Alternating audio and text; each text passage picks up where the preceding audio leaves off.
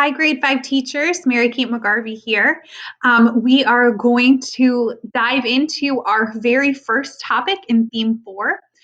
This is a continuation of volume. So you left theme 3, talking about volume and getting that maybe more conceptual understanding of volume. And now we're going to transition into theme 4, and we're really going to talk about that formula for volume and volume of a composite figure. So a couple things here.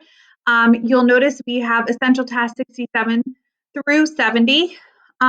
We also have some Blackboard information, Ready Common Core information, just like always. Some 3-act tasks that you could utilize with your students. Some different hybrid learning activities that could be virtual or printed. And these CUBE conversations you might remember from theme 3. These are different ones than the ones that were in theme 3. So if they worked well for you in theme 3, feel free to dive into these ones, or you can pick between the ones from theme 3 and these ones that are present here. So there's some PDF printable options, there's some Jamboard options, and then there's that PowerPoint. And we highly recommend just keeping it in PowerPoint and presenting it from PowerPoint there. So students may have in theme 3 figured out or discovered that formula for volume of a rectangular prism through noticing those patterns and making those rules and conjectures. So now we're really just going to apply that pattern or that rule, that formula. And it's totally okay if they're not coming to this topic understanding that already. That'll be further developed as we go. So let's dive in. Essential Task 67, you'll notice there's a Ready Common Core video, interactive video here. You could either watch that whole group, you could have students watch it on their own, whatever works best for them. It's hard to do volume virtually, so hopefully this video can do things that we can't do here in a Google slideshow. Then we're going to see different models, and you'll notice in this share and make a connection that, there's already some ideas here for you.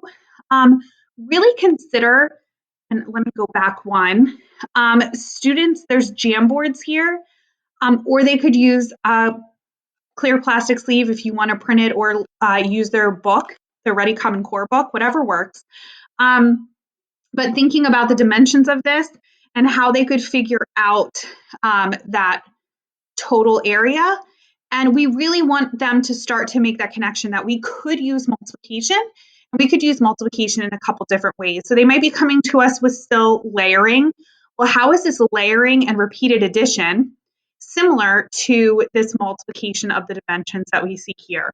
So we're going to see 2 different ways we could multiply. This first option, we are finding the area of the base and then multiplying it by the amount of layers. This other option, we are multiplying length times width times height. All will get the same volume, all will work. So make those connections. Why do they all work? Why are they all true? And once again, please feel free to take student work, and you can just delete these and pop student work right in there. Same thing for the next, try it out. It's a figure with unlabeled dimensions. And we're once again making those connections between layering, finding the volume using the base, and finding the volume using that formula that we all know. There are some, here we introduce the formula, and then we have some practice. So use the practice items that work the best for you and work the best for your students. You'll notice we're trying to incorporate maybe a little bit of reasoning in some of these and a little bit of more explanation based tasks here on some of these, practice on your own. So utilize those as needed. 68, we're going to continue exploring, finding that volume here. We're going to be really looking at that base area compared to that length times width times height. So really consider how to share that student work, use student work instead of what is here. Think about, are some more strategies efficient than others? Right now we have 250 unit cubes. It's not going to be super efficient to count. And repeated addition is going to kind of start to go away as being a strategy that's really going to help us. So we're really pushing what's efficient and how are these strategies similar. There is a LearnZillion video if needed to help model that layering. And you'll also notice here we have that missing dimension. So how can we use that formula to figure out that missing piece, that missing dimension while we're solving? This is solved using multiplication. This is solved using division. Obviously, you can delete these and put in student work.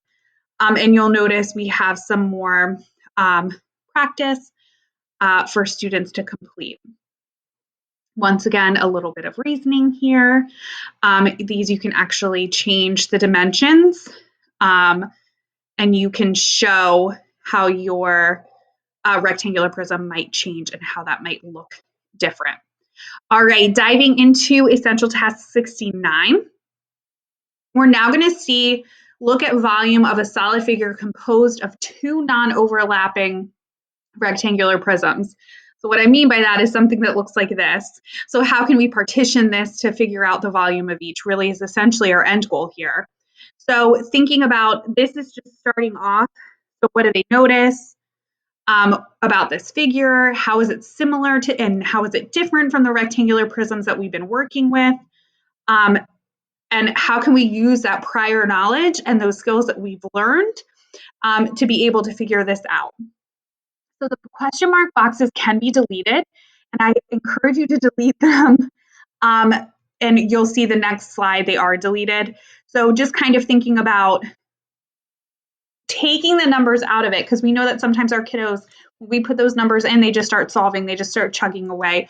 We really want them to think about this, and how can I apply what I already know to this composite figure, right? And they're going to come up with, oh, we're going to need to break it apart or partition it or split it. And we can label each of these dimensions for those prisms that we have cut in half or cut apart. There's a Jamboard here.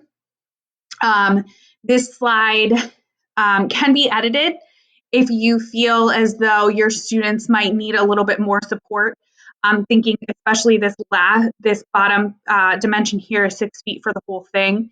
So you'd need to figure out prism B, you would need to take 6 feet minus prism A's 2 feet to figure that out. So they might need that support at first. But you're going to continue to see here we're partitioning. I highly recommend using these Jamboards. They're an easy way to just kind of draw, right? It's a little bit more user-friendly than what's in Google Slides, so they can use that line tool, use that pen, use whatever to draw on that Jamboard and show how they're partitioning the two different rectangular prisms that are making up that composite figure.